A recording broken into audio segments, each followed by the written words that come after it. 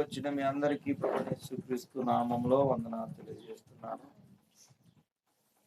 దేవుని కృప సమాధానం మనందరికీ తోడైండును గాక. ఆమేన్.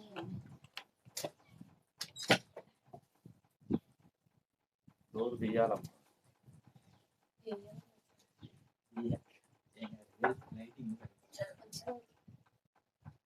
మంచిది. సమయంలో దేవుని వాక్యాన్ని మనం అందరం కలిసి ధ్యానం చేసుకున్నాం పిల్లరా.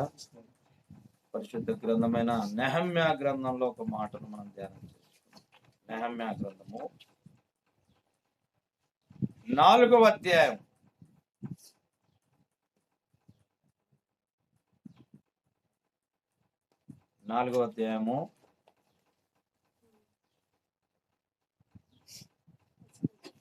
3వ వచనాన్ని మనం చదువుకుందాం. మరియు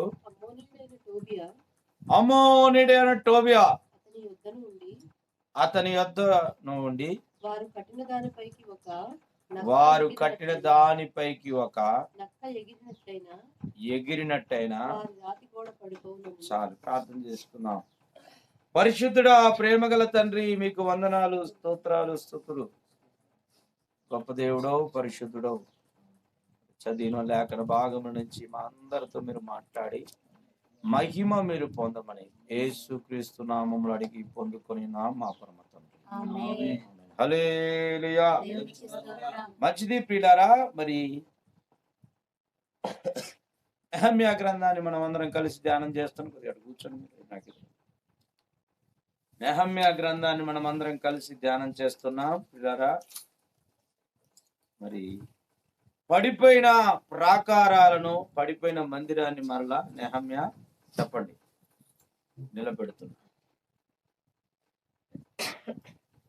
అయితే మందిరానికి చాలా ఇంపార్టెంట్ ఏంటిదంటే ప్రియులారా, మందిరం చాలా చిన్నది కానీ ప్రాకారం చాలా పెద్దది. అనండి మాట.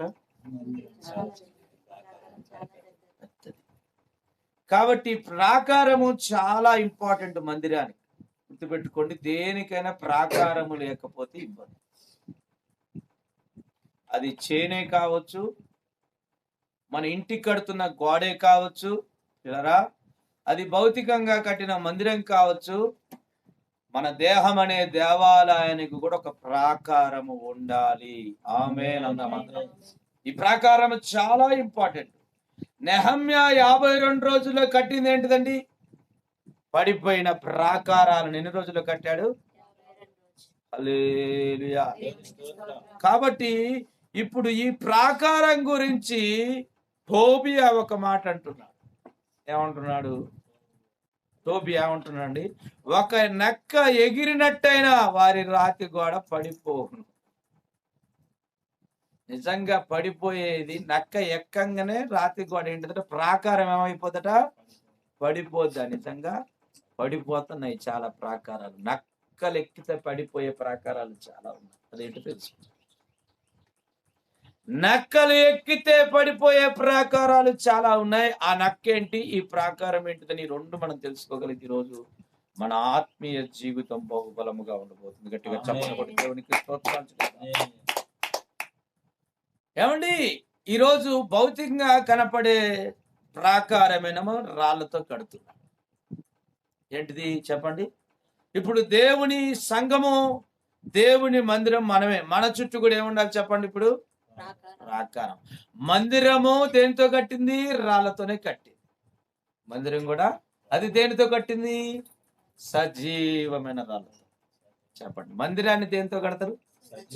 ప్రాకారాన్ని దేనితో కడతారు? అదే రాళ్ళు. ఈ ప్రాకారం ఏంటిదంటే పిల్లల, ప్రాకారం పడిపోతే ఇక మందిరం పని అయిపోయినట్టు.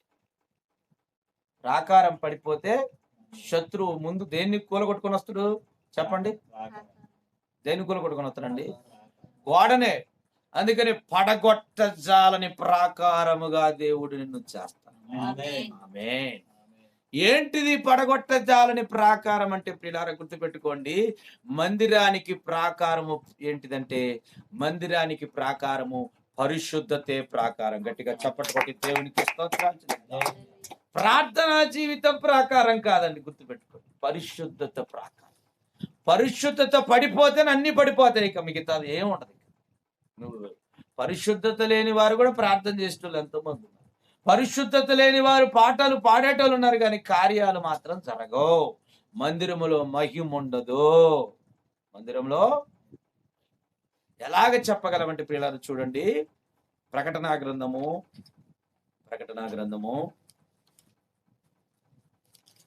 21వ అధ్యాయము 18వ వచనాన్ని మనం చదువుకుందాం పిల్లలు.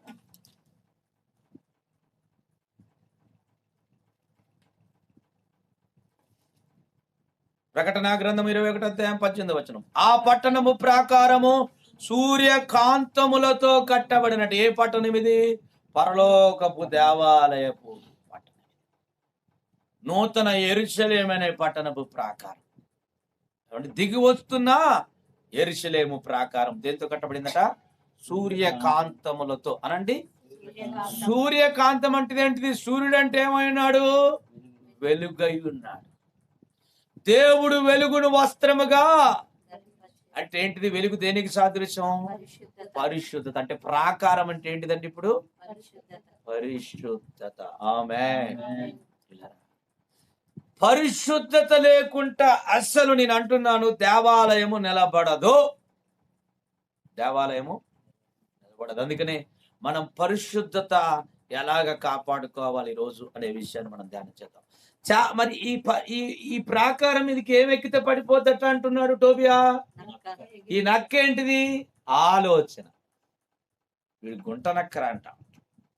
ఆలోచన. ఒక్క ఆలోచన నిజంగా కొంతమంది జీవితాల్లోకి వస్తే అదేమైపోతుంది?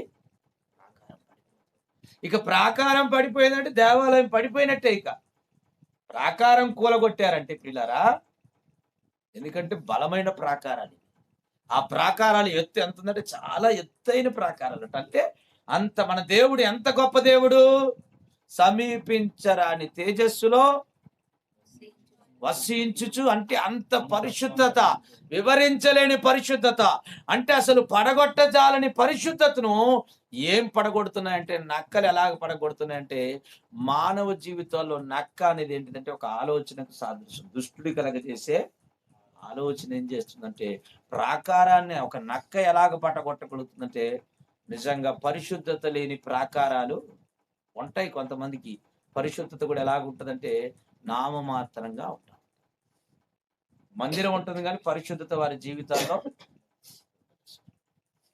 మందిరంగా పిలువబడుతుంది కానీ అక్కడ దేవుడి మహిమ ఉండదు. కాబట్టి సూర్యకాంతము అనే దానికి దేనికి సాదృశ్యం ఉంటుంది? ఈ ప్రాకారం ఎలా కట్టబడాలట? సూర్యకాంతములతో. అంటే దేవుని పరిశుద్ధత. ఇప్పుడు పడగొట్టింది ఏంటిదండి? వాళ్ళు కాల్చివేసింది పరిశుద్ధతను, మందిరం యొక్క పరిశుద్ధతను. అందుకనే ఈ నక్క ఏంటిదట చెప్పండి ఇప్పుడు? అంటే కొంతమంది జీవితాల్లోకి ఆలోచన రాగానే ఏమైపోతున్నారు? పడిపోతున్నారు. ఎందుకు పడిపోతుంది ఆ ప్రాకారం అంటే వాళ్ళు పరిశుద్ధతను నిలబెట్టుకోలేక. పరిశుద్ధత ఉన్నప్పుడు అపవాది యేసు ప్రభుకి ఎన్నో ఆలోచనలు కలగజేశారు, కానీ ఒక్క ఆలోచన కూడా లోపలికి. నీలో ఎప్పుడైతే పరిశుద్ధత ఉంటుందో నక్క ఎక్కినా, గుర్తుపెట్టుకోండి, ఏది ఎక్కినా కూడా వాడు దుష్టుడు ఎవడైనా ఎంత బలవంతుడైనా కూడా పడగొట్టజాలి. ఎలాగ చెప్పగలను చూడండి. ఇర్మియా గ్రంథము పిల్లరా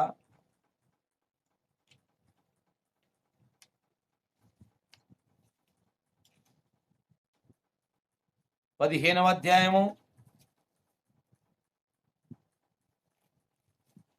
19వ వచనాన్ని మనం చదువుతాం. కాబట్టి యెహోవా ఇలాగు సెలవిచ్చును, నీవు నా తట్టు తిరిగిన యెడల నీవు నా సన్నిధి నిలుచున్నట్లు నేను నిన్ను తిరిగి రప్పింతును. ఏవి నీచములో ఏవి ఘనములో నీవు గుర్తుపట్టినలా నీవు నా నోటి వలె ఉందువు. వారు నీ తట్టుకు తిరగవలను గాని నీవు వారి తట్టుకు తిరగకూడదు. అప్పుడు నిన్ను ఈ ప్రజలను పడగొట్టజాలని ఇత్తడి ప్రాకారముగా నేను నియమించుదని. గట్టిగా చప్పట్లు కొట్టి దేవునికి స్తోత్రాలు చేద్దాం. ఏమండి, ఎందుకు ఆ ప్రాకారాలు పడిపోయాయంటే నీచమైనవి, ఘనమైనవి వారు కనిపెట్టలేక. ఎందుకు దేవాలయం కూలిపోయింది చెప్పండి? ఎప్పుడు దేవుడు పడగొట్టజాలని ప్రాకారంగా చేస్తున్నాడు? నీచమైనవి ఏంటియో, ఘనమైనవి ఏంటియో అవి తెలుసుకొని వాటిని నీవు చేయగలిగితే, వాటిని నువ్వు పాటించగలిగితే దేవుడు ఏమంటున్నాడంటే, నా వైపు చూడ, పడగొట్టజాలని ప్రాకారం. నెహమ్య కట్టిన ప్రాకారాలు కూడా కూలిపోయాయి, కానీ యేసయ్య కట్టిన కూలిపోయి నెహమ్య కట్టిన ప్రాకారాలు మళ్ళీ ఎప్పుడు కూలిపోయినాయి? రోమా ప్రభుత్వంలో మళ్ళా కూలిపోయాయి. కానీ యేసు ప్రభు కట్టిన ఆత్మ సంబంధమైన ప్రాకారాలను కూలగొట్టలేకపోయారు. గట్టిగా చప్పట్లు కొట్టి దేవునికి స్తోత్రం, హల్లెలూయా. ఎందుకు కూలిపోలేదంటే యేసు ప్రభు నీచమైన వాటితో కట్టలేదు, ఘనమైన వాటితో కట్టాడు. ఆమేన్. ఈరోజు మన ప్రాకారాలు పడిపోకూడదంటే మన పరిశుద్ధతే ప్రాకారం. మన పరిశుద్ధతను పోగొట్టే విషయాలు ఏంటంటే, మొదట చూడండి, ఇక్కడ దేవుడు చెప్తున్నాడు, నేను ఎప్పుడు పడగొట్టచాలని ప్రాకారంగా చేస్తానంటున్నట్టే, నువ్వు కట్టే ప్రాకారం కూడా పడిపోకుండా ఉండాలంటే ఎలాగుండాలా? నీచమైన దానితో కట్టకూడదు, ఘనమైన దానితో. నీ చుట్టూ కూడా ఎలాగుండాలంటే పరిశుద్ధత గాని, సంఘము గాని, నీ ఆత్మీయ జీవితం గాని ఒక బలమైన ప్రాకారంగా ఉండాలంటే మొదట అంటున్నాడు, కాబట్టి యెహోవా ఇలాగ సెలవిచ్చుతున్నాడు, నీవు నా తట్టు తిరిగిన యెడల. మొదట ఏం చేయాలంటే మనం దేవుడి తట్టు తిరగడం అంటే మనలో గుర్తుపెట్టుకోండి, దేవుడి వాక్యానికి మనం చెవియొగ్గే వారంగా. మీరు నా తట్టు తిరగడం అంటే దేవుడి మాట వినడం అన్నట్టు. నేను నీ మాట విని చేస్తానని చెప్పాలి. రెండవది, ఏవి నీచములో మనం కనుక్కోవాలి. ఈరోజు నీచమైనవి ఏంటివి దేవుడి దృష్టిలో? నీచమైనవి మనం కనుక్కోపోతే గుర్తుపెట్టుకోండి, మరలా మనం పడిపోతాం. మనలో నీచమైనవి ఉంటే మనం ఏమవుతాం? ఒక నక్క ఎక్కితే చాలు, ఒక్క ఆలోచన వస్తే చాలు మనం పడిపోతాం. దుష్టుడు ఒక్క ఆలోచన మనకు కలగజేస్తే ఖచ్చితంగా పడిపోద్ది ఆ ప్రాకారం. ఆ పరిశుద్ధత నిలవదు, ఎన్ని రోజులు నిలవదు. ఎందుకంటే దాంట్లో బలం లేదు, బలమైన ప్రాకారం కాదది. అసలు ఇక్కడ దేవుడు అంటున్నాడు, పడగొట్టజాలని ఇత్తడి ప్రాకారంగా ఉండగాలని ప్రభు మనల్ని కోరుకుంటున్నాడు. గట్టిగా చప్పట్లు కొట్టి దేవునికి స్తోత్రం. ఈ పడగొట్టజాలని ప్రాకారం ఇత్తడి ప్రాకారం. ఇంకొకటి అంటున్నాడు, సూర్యకాంతములతో కట్టబడిన ప్రాకారం. ఏవి నీచములంటే ప్రియులారా, కొన్ని విషయాలు ఈరోజు మనం ధ్యానిద్దాం. సామెతల గ్రంథము 6వ అధ్యాయము ప్రియులారా, 6వ అధ్యాయము 16వ వచనం.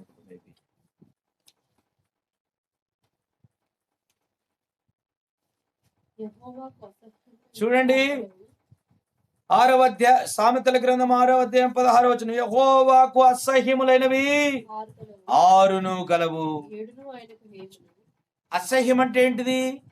నీచమన్నా చెప్పండి, అసహ్యం అన్న ఒకటేనా కాదా? దేవుడికి నచ్చనిది నీచం అంటే దేవుడికి నచ్చనిది, అసహ్యమైనది 6 కలవు, 7 అవి ఏవనగా చూడండి, ఒక్కొక్కటి చెప్తున్నాడు. ఏంటిదటండి? నువ్వు పడగొట్టజాలని ప్రాకారంగా ఉండాలంటే నీదేవి ఉండకూడదు? చెప్పండి అండి, నోరు తెరిచి.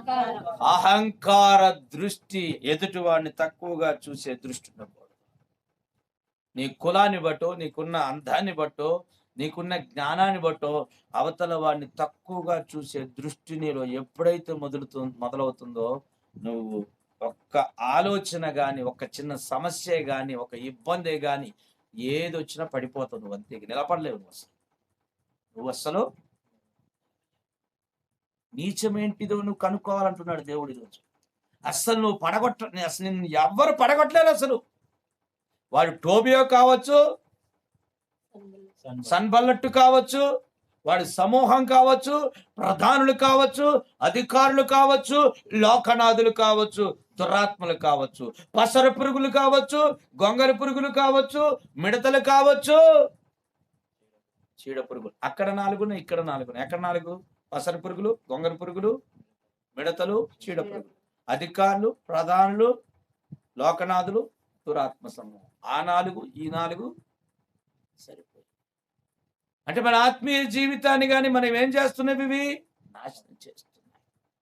అందుకనే ప్రియులారా, అసలు ఎవరు నిన్ను పడగొట్టజాలరు. అసలు నువ్వు అలాగే పడగొట్టజాలని ప్రాకారంగా ఉంచాలని దేవుడు ఈరోజు ఆశపడుతున్నాడు. నీ దృష్టిలో అహంకారం, నీలో గర్వం అనేది నలుసంత ఉన్నా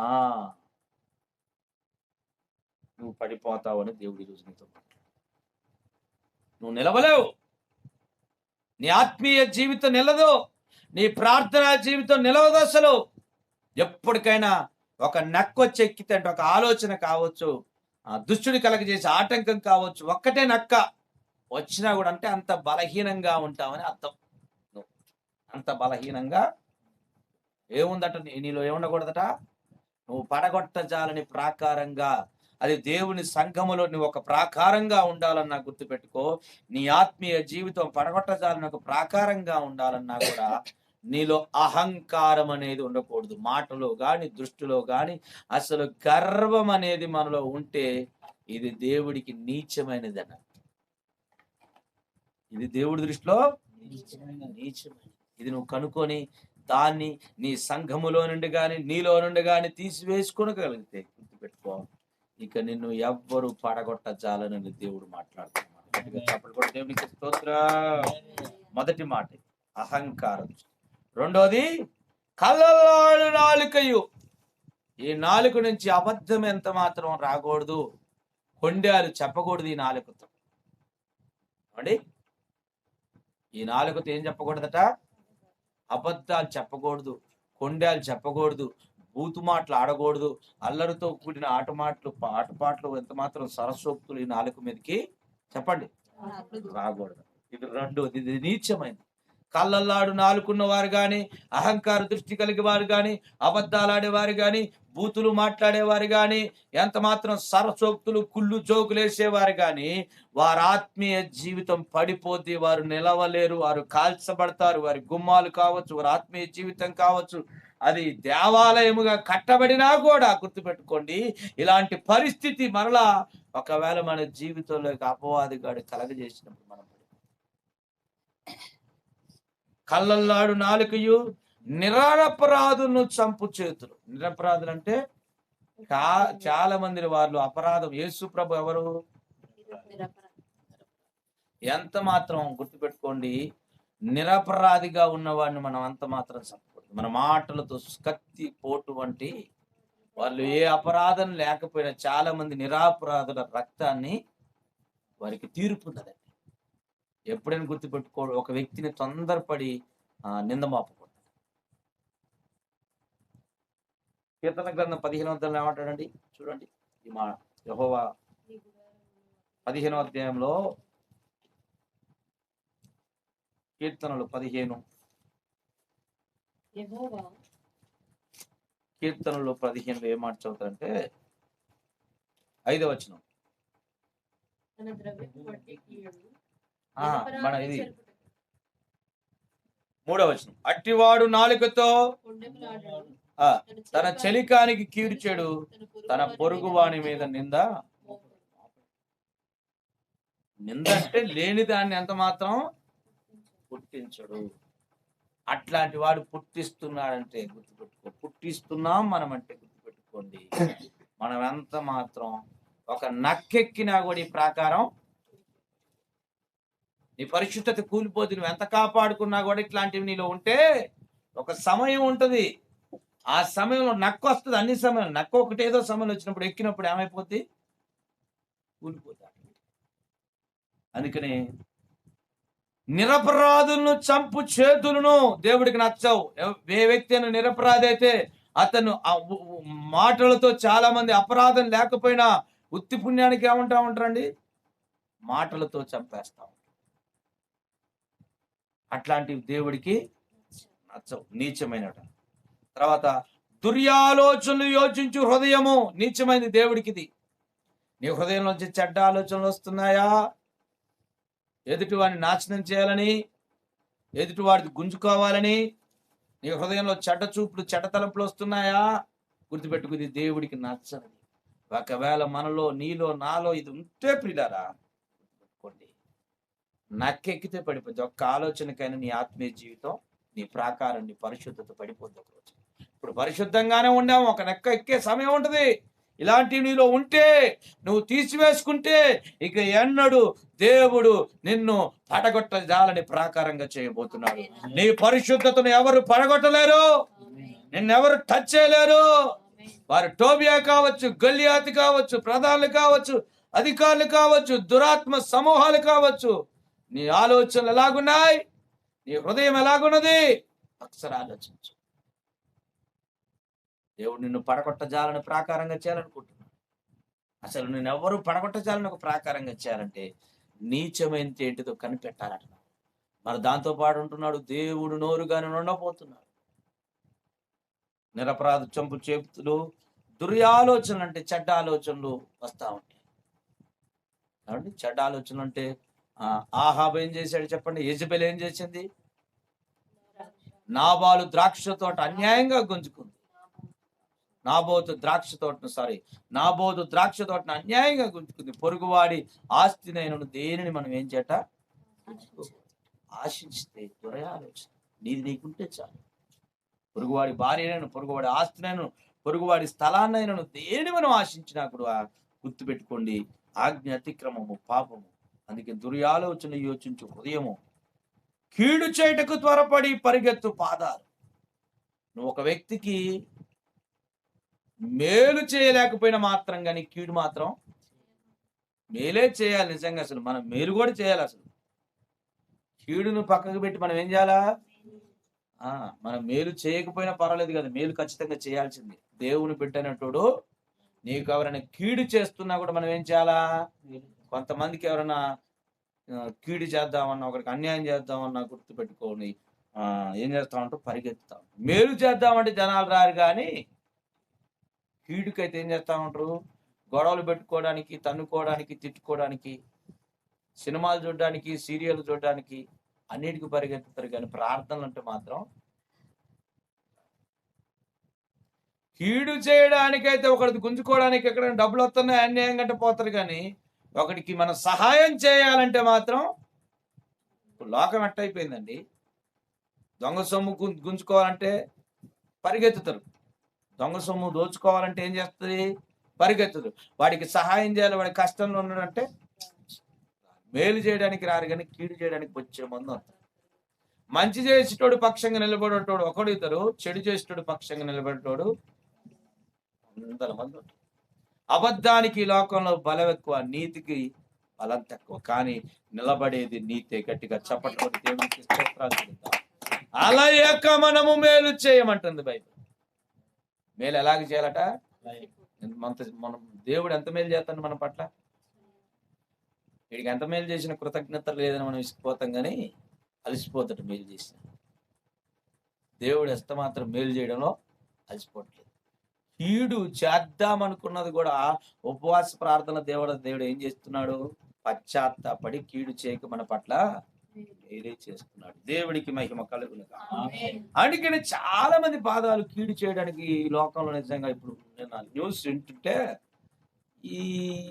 ఈ వరద బీభత్సంలో కొట్టుకొని వీళ్ళుంటా ఉంటుంటే, ఇందులో బోటు వాళ్ళు డబ్బులు ఎక్కువ వసూలు చేస్తున్నారట. దొంగలు ఈ సమయంలో దొంగతనాలు చేస్తున్నారు. ఎంత దౌర్భాగ్యం. సహాయం చేసే బడా బాబులు ఉన్నా కూడా సహాయాన్ని చేయలేకపోతున్నారు. కానీ ఈ సమయంలో కూడా కీడు చేసేటోళ్ళు ఎక్కువైపోయారు. సంఘాల్లో కూడా గుర్తుపెట్టుకోండి, కీడు చేసేవారు ఎక్కువైపోయారు, మేలు చేసేవారు చాలా తక్కువైపోయారు. అందుకని నీలో కీడు చేసే స్వభావం ఉందా? ఒకరికి అన్యాయం చేసే స్వభావం ఉందా? అది నీచమైంది, దేవుడికి నచ్చంది. అది మనలో అలాంటిది ఉంటే మనం ఆ తర్వాత లేని వాటిని పలుకు అబద్ధ సాక్షి. లేని వాటిని అంటే నేను చూశానండి, ఇప్పుడు మొత్తం న్యాయం ఏమైపోయింది? అమ్మాయి అబద్ధం అయిపోయింది. అసలు చూడకపోయినా అక్కడ ఉన్నట్టే మొత్తం దగ్గరుండి మొత్తం ఈయనే చూసినట్టు చెప్తా ఉంటాం. ఇలాంటివి దేవుడికి అస్సలు. నువ్వు అక్కడిక్కడున్న వార్తలు పట్టుకొని మనం మాట్లాడకూడదు. లేని వార్తను కొంతమంది పుట్టించగా ఇంకొకటి ఏం చేస్తాడు? దాన్ని వాడి మాటను ఈడు నమ్మి, ఈడి మాట నాన్న నమ్మి అది నిజం చేస్తాడు. అసలు ఆ వార్త నిజమా? అక్కడ నీవు ఉంటేనే కొన్ని దాన్ని కళ్ళు. ఒక ఆయన చెప్పిండు, నా కళ్ళతో చూస్తేనే నమ్ము, చెవులతోనే వింటే నమ్ము. కానీ ఆయన అయితే మాత్రం పాటించడు. చూడకపోయినా కూడా చూసినట్టే. ఆయనకు అనుమానం అవుతుంది, డౌట్లు వస్తా. ఎందుకంటే అట్లా అనుకో. అందుకని లేని వార్తను కొంతమంది ఏం చేస్తారంటే, ఎవరు చెప్పారు నీతో, నువ్వు చూసినావా? కొంతమంది ఆమె నాతో చెప్పింది, ఆయన అలా చేసినట్టు ఈమె ఇలా చేసిందట అంటే, ఈ వార్త ఎక్కడికి పోద్ది? వాళ్ళ ప్రాణాలను తీసేదాకా. నువ్వు ఒక్క వార్తని ఇది నింటే అది నిజమేనా అని తెలుసుకో. చెప్పే వ్యక్తిని బట్టి నమ్మాలి. లేని వార్తను చాలా మంది పుట్టిస్తారు, వృత్తిదే చాలా మంది. అసలు అలాంటి వార్తల వల్ల ఈరోజు చాలా మంది ఏమైపోతారు చెప్పండి, చచ్చిపోయారు. గుర్తుపెట్టుకొని తొందరపడి ఒకటి ఏదైనా నీకు తెలిస్తే ఇంకొకరితో నువ్వు తొందరపడి, అది నిజమో కాదు, అది అబద్ధమే. లేని వార్తను నీ వల్ల ఇంకొకటి, నువ్వు మంచిదానివే మంచోడివే, కానీ నీ వల్ల లేని వార్త ప్రకటింపబడదుగా, అది నిజమో కాదు తెలవకుంటూ నువ్వు అమ్మటి చెప్పేసినావుగా. అందుకనే మనం చూడాలట, మనం వినాలట కొన్ని విషయాలు. ప్రభు పాదాల దగ్గర తొందరపడి లేని వార్తను పుట్టింపకూడదు. ఆ లేని వార్త పుట్టింది ఇంకొకరి కాడికి వచ్చి దానివల్ల కొంతమంది జీవితాలు నాశనం అయిపోతాయి. మనం గమనించాలి, లేని వార్తను పుట్టించకూడదు.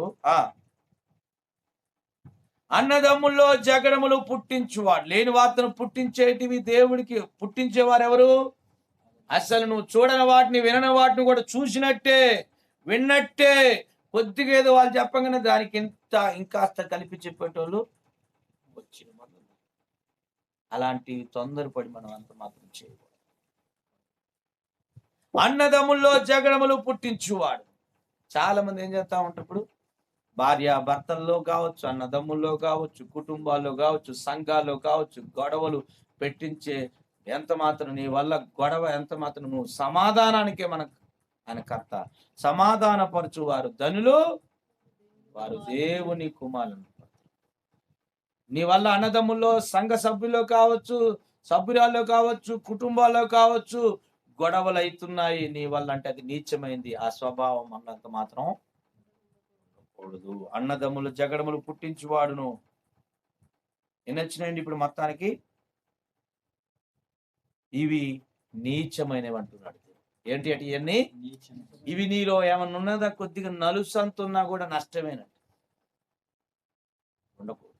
ఆ పరిపూర్ణతలోకి మనం రాగాలి. మొదటిది ఏంటిదట, యెహోవాకు అసహ్యమైన 6 కలవు, 7 ఆయనకు హేయములు. 1 అహంకార దృష్టి, 2 కళ్ళల్లాడు నాలుక, 3 నిరపరాధులను చంపు చేతులు, 4 దుర్యాలోచనలు యోచించు హృదయము, 5 కీడు చేటుకు పరిగెత్తు పాదములు, 6 లేని వాటిని పలుకు అబద్ధ సాక్షి, 7 అన్నదమ్ములకు జగడములు. ఈ 7 మనలో ఇవి నీచమని. చివరికి ఒకటి చెప్పి నేను ముగిస్తా. లూకాసు వార్త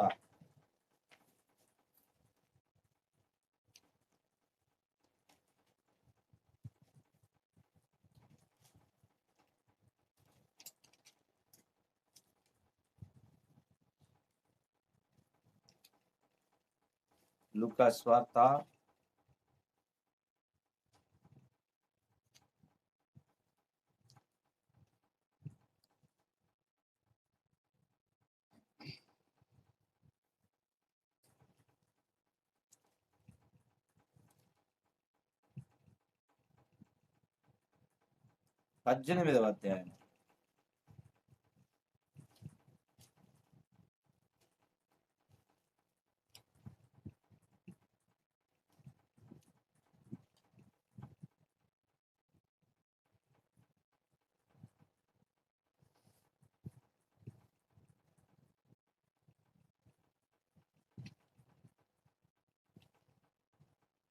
ఇది 16వ అధ్యాయం 14వ వచనం.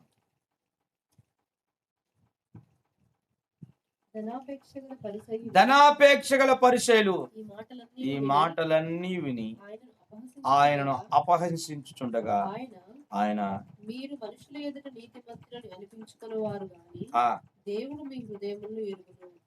మనుషులలో ఘనముగా ఎంచబడినది దేవుని దృష్టికి అసహ్యం. ఏంటిదండి? మనుషుల దృష్టికి ఘనమైనదిగా ఎంచబడినది దేవుని దృష్టికి నీచమైనదనండి. ఇప్పుడు నీచమైనది ఏదో కనిపెట్టుకొని, ఘనమేదో కనిపెట్టుకొని వాటి ప్రకారం మనం జీవించగలిగితే మనం ఎలాగుంటాం? పడగొట్టజాలని ప్రకారం అనండి. మనం ఎలాగుండాలి? పడిపోయే ప్రాకారాలుగా ఉండాలా, పడగొట్టజాలని ప్రకారంగా? పడగొట్టజాలని ప్రాకారం ఎవరయ్యా అంటే ఇప్పుడు చెప్పుకున్నాం ఇందాక 7 విషయాలు.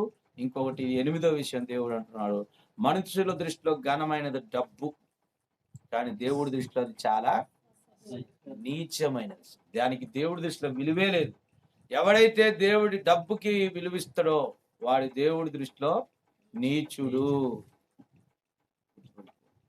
ఈ లోకంలో నీకు డబ్బు లేకపోయినా ఏం కాదు, కానీ తినటానికో కట్టుకోవడానికి ఉంటే చాలు, కానీ జీవపు డంబం కొరకో, పేరు కొరకో, ప్రఖ్యాతి కొరకో నువ్వు ప్రయాసపడుతూ డబ్బే నిన్ను బ్రతికిస్తుంది, డబ్బే నిన్ను కాపాడుతుంది, ఈ లోకంలో నాకు కూడా డబ్బు ఉండాలని దాని కొరకు నువ్వు ప్రయాసపడుతూ పరలోకతనాన్ని కూర్చుకోలేకపోతే నీలో నీచమైనది ఉన్నది. ఎప్పటికైనా నువ్వు పడిపోతావు.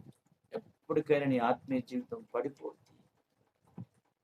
డబ్బును పాదాల దగ్గర పెట్టారు. అందుకే ఇవన్నీ నీచమైనవట దేవుడి దృష్టి. ఏంటంటే మొత్తం 8 విషయాలు తెలియదు.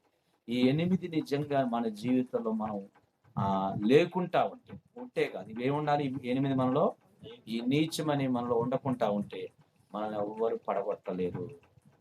రేపు ఘనమైనవి ఏంటివో మనం చూద్దాం. నీచమైనవి ఉండకూడదు, ఘనమైనవి మనలో ఉండాలి. అలాగుంటే దేవుని నోరుగా ఏ టోబియా, సన్బల్టు నీ మీదకి లేచినా కూడా నిన్ను ఎవ్వరు పడగొట్టలేరు. ఇదిగో దేవుడి మహిమ మన పైకి, మన పరిచయం పైకి, నీ పైకి. ఆమె అందరం కళ్ళు మూసుకుందాం.